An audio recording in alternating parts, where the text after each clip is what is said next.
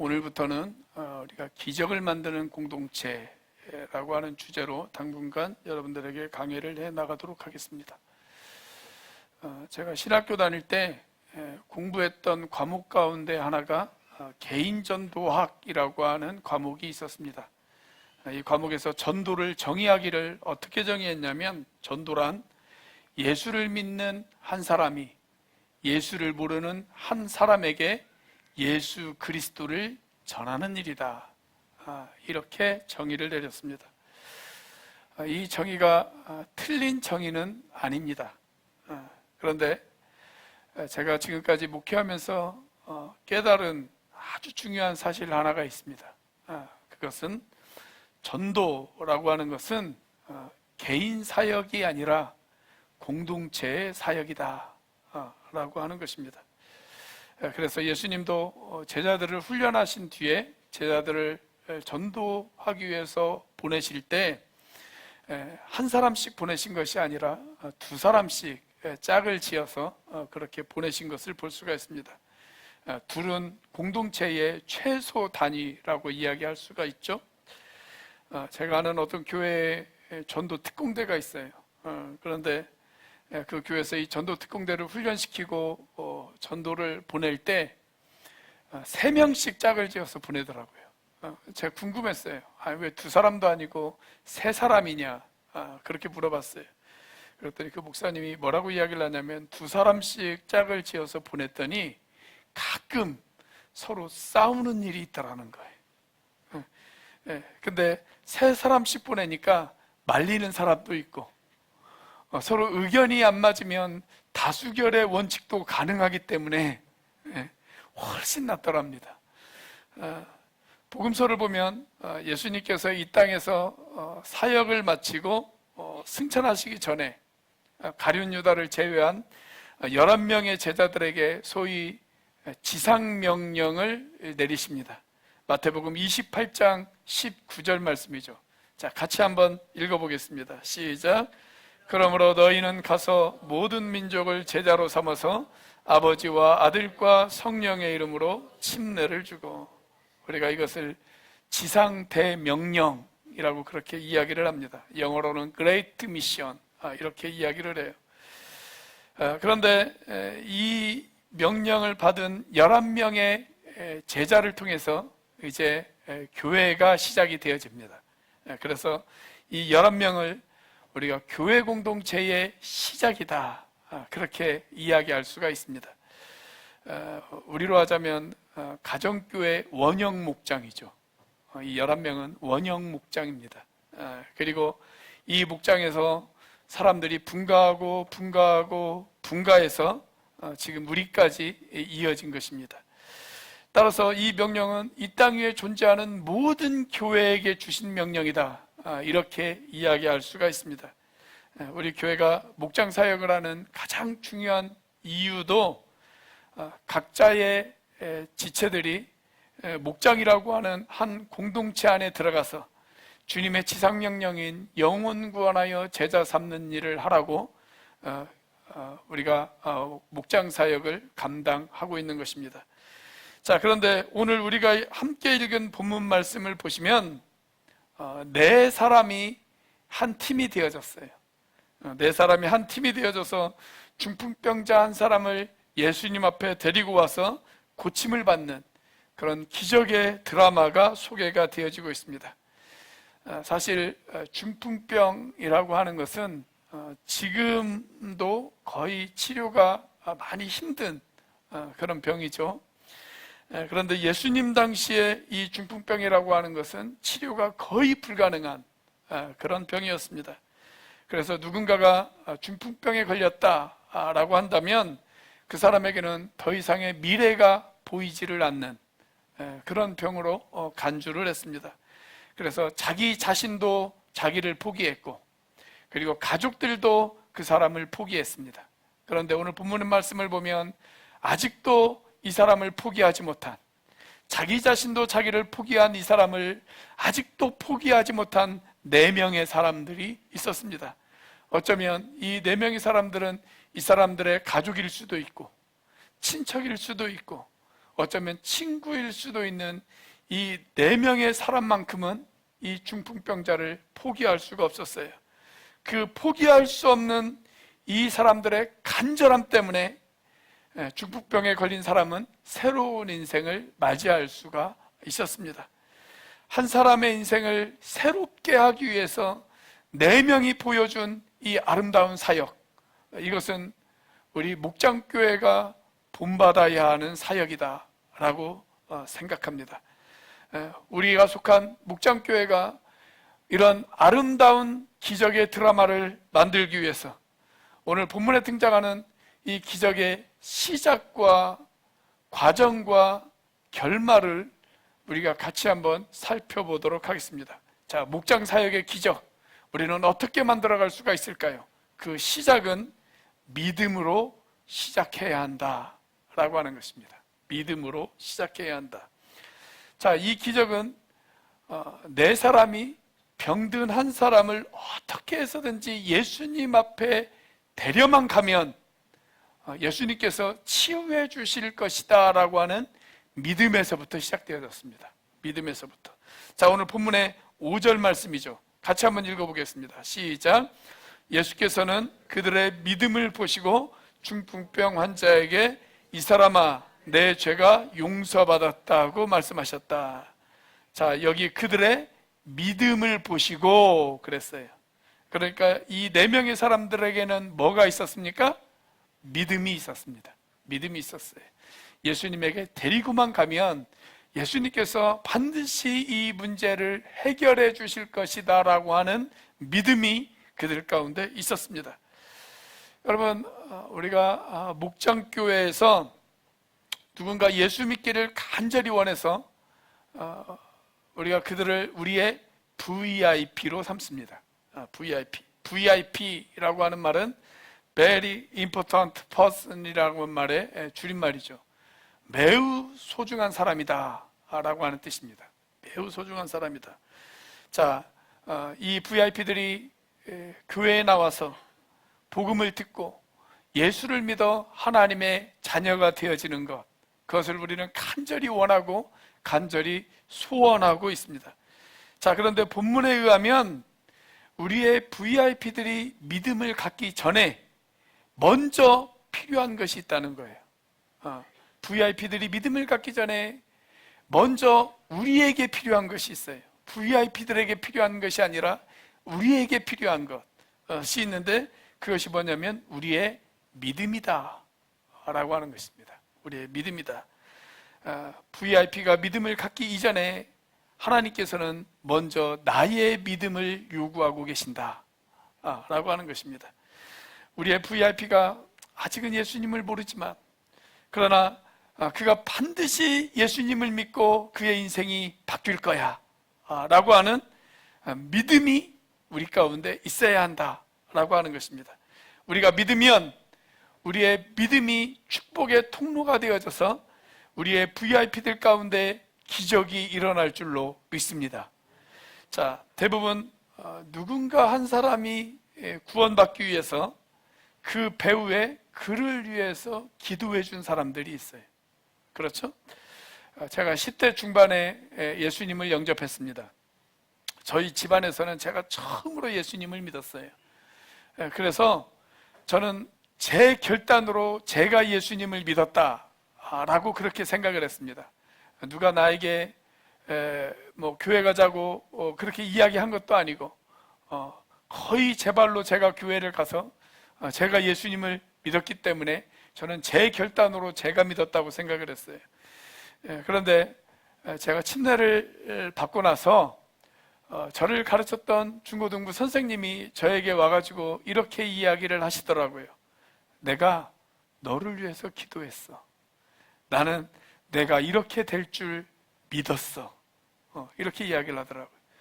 그런데 며칠 뒤에 저를 가르쳐 주셨던 전도사님이 또 와서 저에게 그렇게 이야기를 하는 거예요. 내가 너를 위해 기도했어. 나는 그걸 믿었어. 그렇게 이야기하는 거예요.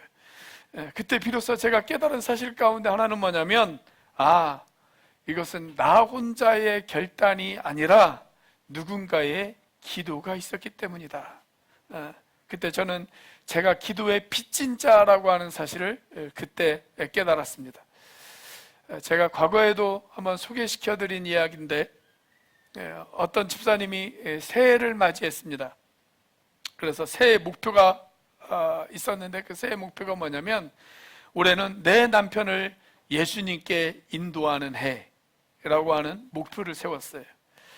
그리고 나서 그 목표를 이루기 위해서 올 1년 동안은 내가 작정하고 하나님 앞에 기도 좀 해야 되겠다라고 생각하고 매일 새벽 예배를 드렸습니다. 그런데 1년이 거의 다 지나갈 무렵, 성탄절을 앞두고 있음에도 불구하고 남편이 여전히 편하지를 않는 겁니다. 남편에게 한 번만이라도 교회를 와달라라고 그렇게 당부를 했는데 남편이 요지부동입니다. 여리고성처럼 움직이지를 않습니다. 자, 그런데 어느 추운 겨울날, 성탄절을 앞둔 추운 겨울날 새벽 예배를 가기 위해서 막 집을 나서려고 하는데 남편의 구두가 눈에 띄는 거예요. 그래서 그 남편의 구두를 품에 안고 교회를 왔다고 합니다. 교회에 와서 이렇게 기도를 드렸다고 그래요. 하나님, 제 남편의 구두가 먼저 교회에 출석했으니 이제 이 구두의 주인이 교회에 나올 수 있도록 도와주세요. 그렇게 기도를 했다고 그래요. 자, 그런데 그렇게 기도하고 나서 자기가 생각해도 자기의 모습이 우습더래요. 그리고 하나님도 내 모습을 우습게 보시겠지 라고 생각을 하고 또 집에 돌아가서 자기 남편에게 그 이야기를 했다고 합니다. 내가 오늘 당신 구두를 가져가서 구두 주인이 빨리 교회에 나올 수 있도록 그렇게 기도했어. 그렇게 이야기를 했대. 그러자 남편이 웃으면서 뭐라고 이야기하냐면, 당신 단단히 미쳤구만. 그렇게 이야기를 하더래요. 자, 그리고 나서 그 다음 주 주일이 되었습니다. 그런데 남편이 교회를 따라오더래요. 따라오더래요. 그래서 아내가 물었답니다. 아니, 내가 그렇게 부탁을 했을 때 눈 하나 깜짝을 안 하더니 오늘은 무슨 일로 날 따라오세요? 그렇게 물었대요. 자, 그랬더니 남편이 이야기하기를, 아니, 그렇게까지 소원했는데 내가 그 소원을 외면하면 인간도 아니지. 그렇게 이야기를 하더랍니다. 주님께서 그 집사님의 믿음을 보시고 응답하신 것 아니겠어요? 여러분, 우리가 가슴에 품고 기도하는 사람들, 언젠가는 그들이 복음을 듣고 예수를 믿을 것이다. 그리고 그들이 구원받을 것이다. 그리고 마침내 그들도 하나님의 자녀로 변화되어질 것이다. 여러분, 이렇게 믿으시기를 바랍니다. 이렇게 믿으면 우리의 믿음이 축복의 통로가 되어져서 마침내 기적이 일어날 것입니다. 그리고 그 기적의 시작은 우리의 믿음에서부터 출발한다는 사실을 믿으시기를 바랍니다. 자, 목장 사역의 기적 어떻게 만들 수 있을까요? 두 번째로, 기적의 과정은 행함이 있어야 한다라고 하는 것입니다. 여러분, 기적은 네 사람의 믿음으로부터 시작했어요.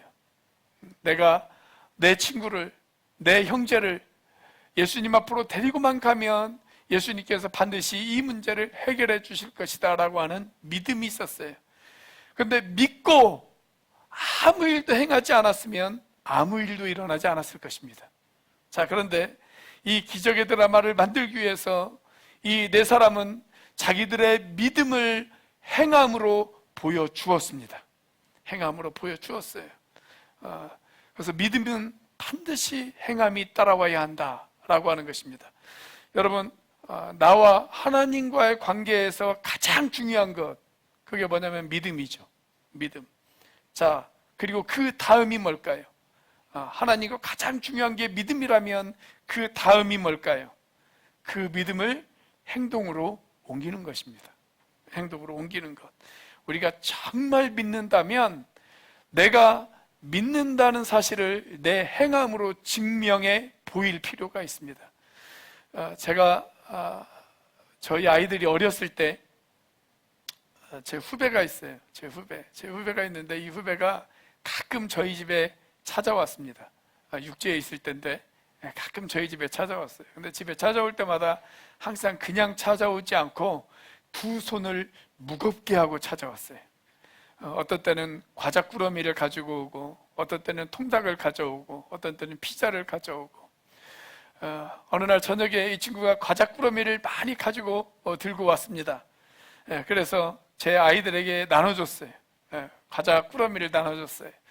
아이들이 그 꾸러미를 딱 가지고 있다가 먹기 시작을 하는 거예요. 근데 가만히 두면 어떻게 될까요? 그 저녁에 그거 다 먹어요.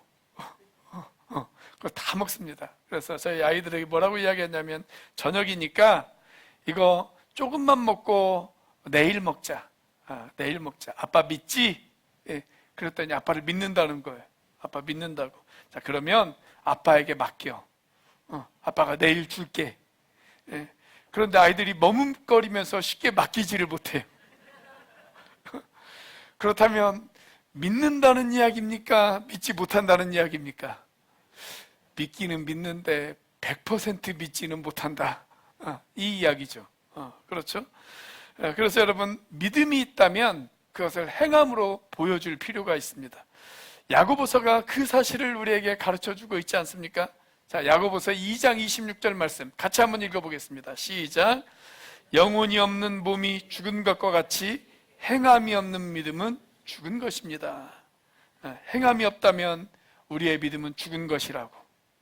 그래서 우리의 믿음이 살아있는 믿음이라면 우리의 행함으로 그 믿음을 증명해야 된다고 성경은 우리에게 그렇게 말씀하고 있습니다. 저는 이 네 사람이 자신들의 믿음을 행함으로 보여주기 위해서 이 네 사람이 세 가지의 모습을 보여줬다고 생각해요. 세 가지의 모습. 첫 번째 모습은 간절함이에요. 간절함이 있었어요. 여러분, 본문으로 돌아가서 이 네 사람이 자신들의 믿음을 어떻게 증명했는지를 한번 살펴보도록 하겠습니다. 오늘 본문 말씀을 보면 예수님이 머물고 계셨던 그 집에 많은 사람들이 모여 있었다라고 그렇게 말씀하고 있습니다. 어느 정도로 많은 사람들이 모여 있었냐면, 사람들이 입구를 막고 있어서 그 문 앞에 들어갈래야 들어갈 자리도 없었다라고 그렇게 이야기를 하고 있습니다. 상황이 이쯤 되면 포기할 수 있잖아요. 그렇죠? 야, 오늘은 날이 아닌가 봐. 우리 다음에 예수님이 우리 마을을 다시 방문할 수 있는 기회가 있다면 우리가 그때 한번 해보자 라고 그렇게 생각하고 돌아갈 수가 있잖아요. 자, 그런데 이 네 사람은 포기하지 않았습니다. 그리고 아주 기발한 아이디어를 하나 떠올렸습니다. 그것은 뭐냐면 지붕을 뜯어내기로 결단한 것입니다. 얼마나 간절했으면 지붕을 뜯어내기로 결단했을까요? 그렇죠?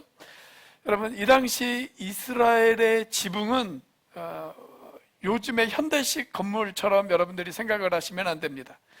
이 당시에 지붕이라고 하는 것이 어떻게 되어 있냐면 그냥 이렇게 평평해요. 지붕이 평평하게 되어 있어요. 근데 지붕을 만들 때 어떻게 만드냐면 이 당시에 일단 나무를 평행으로 쭉 놓습니다.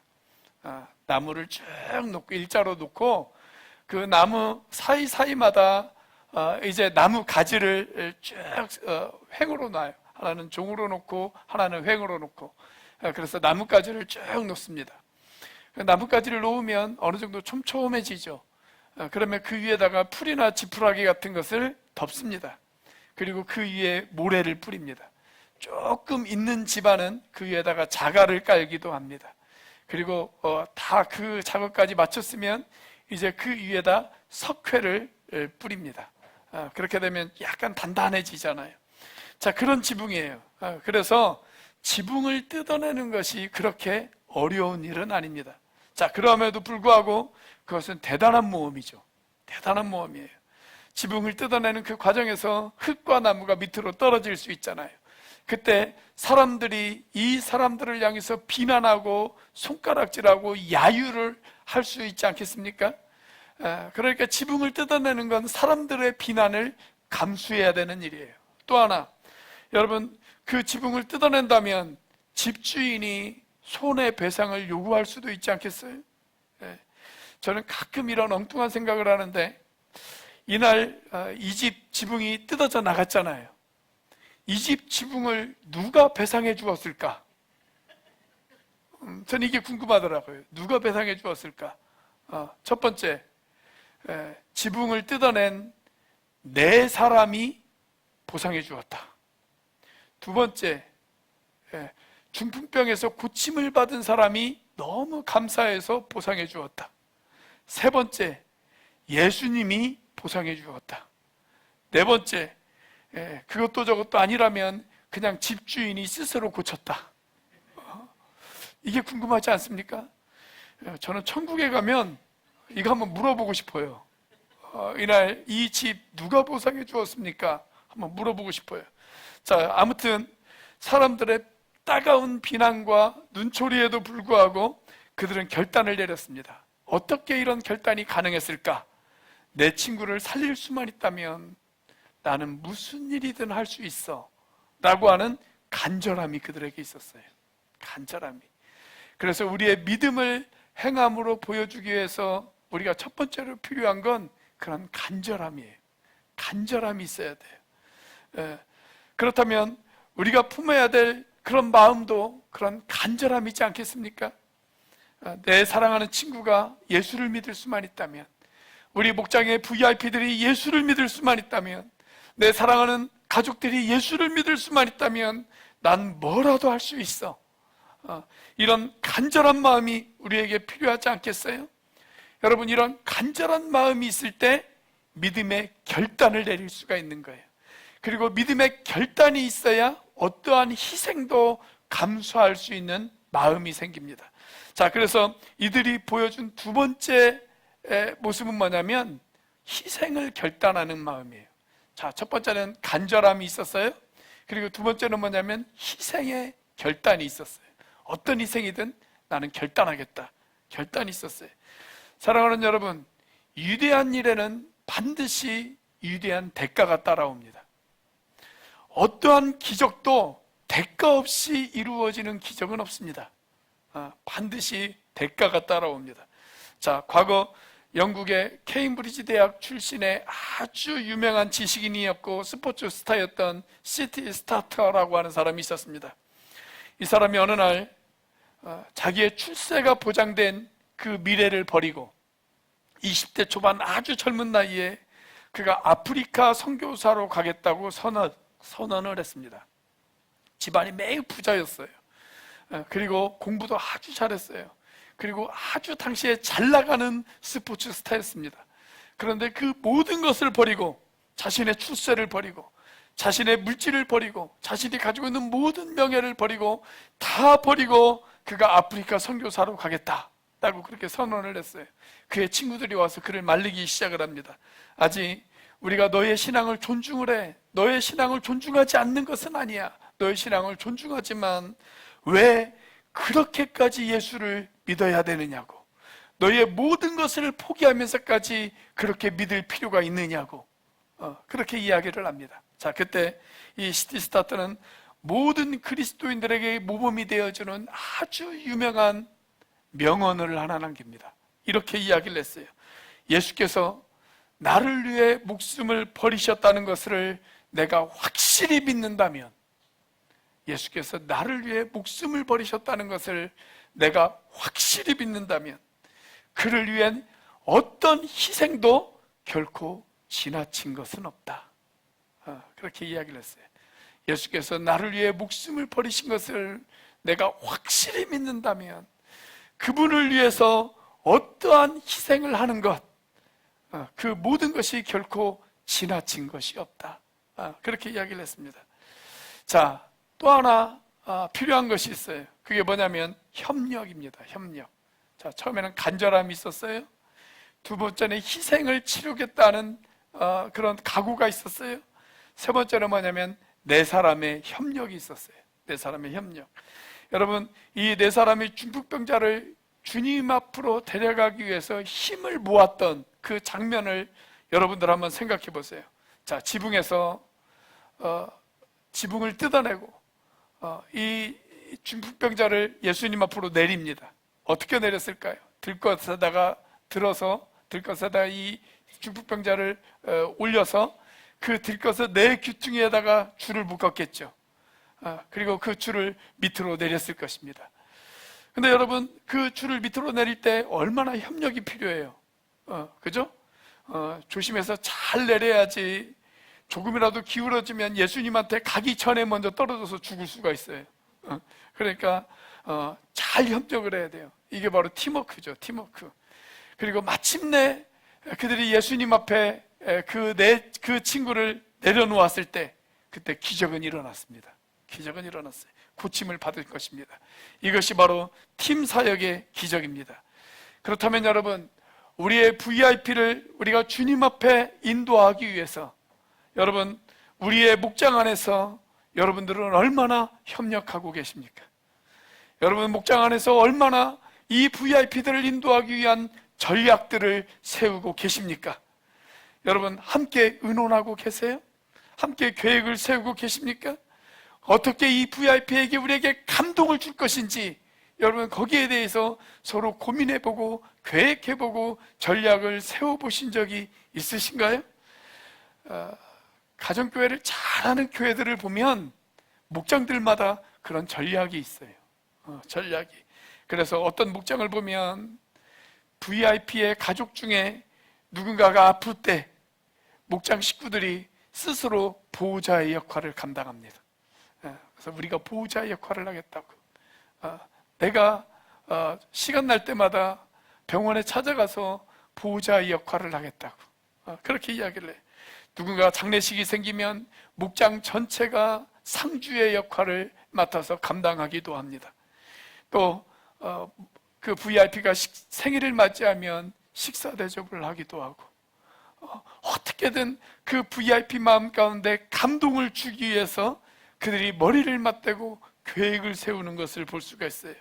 여러분 이렇게 모든 목장 식구들이 머리를 맞대고 협력할 때 위대한 기적의 드라마가 만들어질 수 있을 것입니다. 우리가 보면 영화나 드라마를 보면 감독이 한 장면을 찍을 때 배우들을 다 준비시키죠. 그리고 스태프들도 다 준비를 시켜요. 그리고 모든 준비가 다 완료가 되어지면 그때 감독이 뭐라고 외칩니까? 레디 액션. 그렇게 이야기하죠. 자, 우리 두 사람씩 짝을 지어서 한번 해보도록 하겠습니다. 자, 오른쪽에 있는 사람이 레디 하면 왼쪽에 있는 사람이 액션 하는 겁니다. 아셨죠? 자, 시작.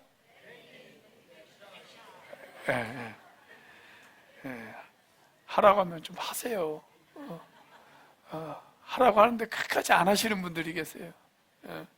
이럴 때 뻣뻣하게 버티고 안 하시는 분들이 전도를 안 하시는 분들이에요. 전도하라고 하면 좀 순진하게 한번 해보고, 기도하라고 하면 좀 해보고, 이렇게 단순한 마음을 가질 때 기적은 일어납니다.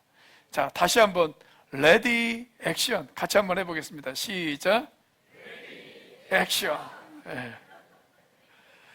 자, 목장 사역의 기적 어떻게 이루어질 수 있을까요? 세 번째로 기적의 결과는 영생입니다. 기적의 결과는 영생이에요. 자, 이 기적이 가져온 결과, 네 사람의 희생적인 헌신과 결단을 통해서 이 중풍병자가 마침내 예수님 앞에 나아가죠. 그리고 예수님으로부터 선물을 받았어요. 무슨 선물을 받았을까요? 자, 그것은 현재와 미래의 행복입니다. 현재와 미래의 행복. 여러분, 우리가 주고받는 대부분의 선물들은 잠깐의 행복은 우리에게 줄 수가 있어요. 그런데 그 선물 때문에 먼 미래까지 행복하다, 이런 선물들은 그리 많지 않습니다. 전혀 없는 것은 아니지만 그리 많지는 않아요. 여러분들이 지금까지 받았던 선물들을 한번 떠올려 보십시오. 내가 그 선물을 받았을 때 잠깐은 행복했어요. 자, 그런데 10년, 20년, 30년 그 선물 때문에 내가 두고두고 행복했다라고 느끼는 선물들은 그렇게 많지는 않잖아요. 그렇죠?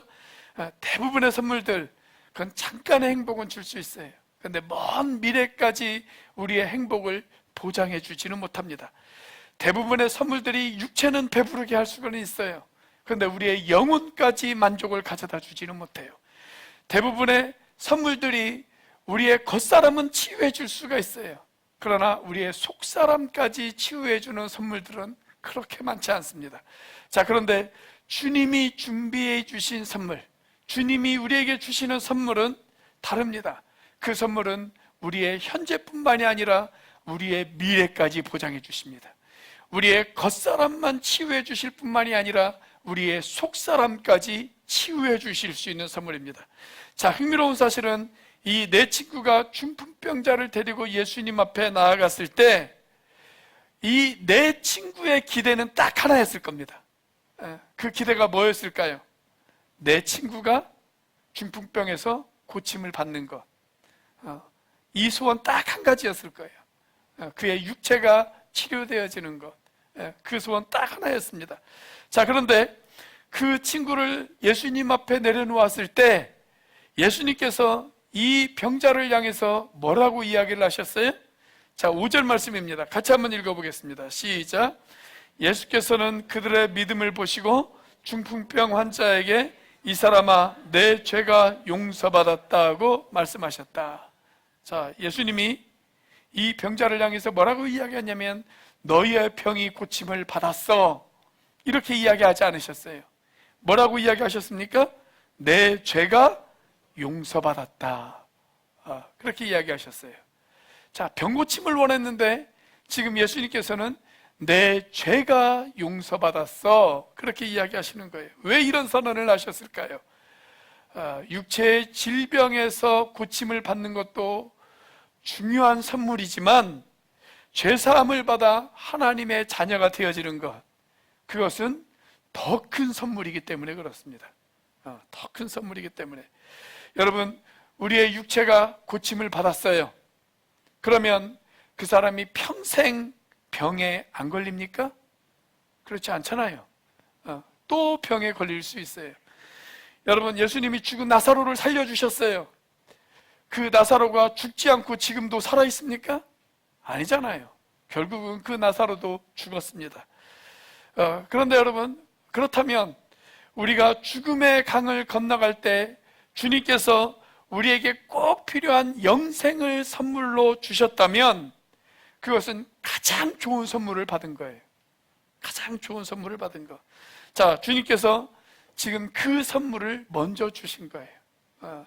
내 병이 나았어 라고 말하기 이전에 내 죄사함을 받았어 라고 말씀하신 건 영생을 먼저 선물로 주신 것입니다. 자, 그렇다고 우리 주님이 이 사람의 질병에는 전혀 관심이 없으셨을까요? 아닙니다. 자, 오늘 본문의 11절에서 주님이 이렇게 선언하시잖아요. 11절 말씀, 자, 같이 한번 읽어보겠습니다. 시작. 내가 내게 말한다, 일어나서 내 자리를 걷어서 집으로 가거라. 자, 기적은 일어났습니다. 중풍병자가 자리에서 벌떡 일어났습니다. 여러분, 예수 믿고 구원받으면 이 땅에서도 기쁨을 누립니다. 그리고 하늘에서도 기쁨을 누립니다. 이 땅에서 평화를 누립니다. 그리고 하늘에서도 평화를 누립니다. 이 땅에서 삶의 보람을 찾습니다.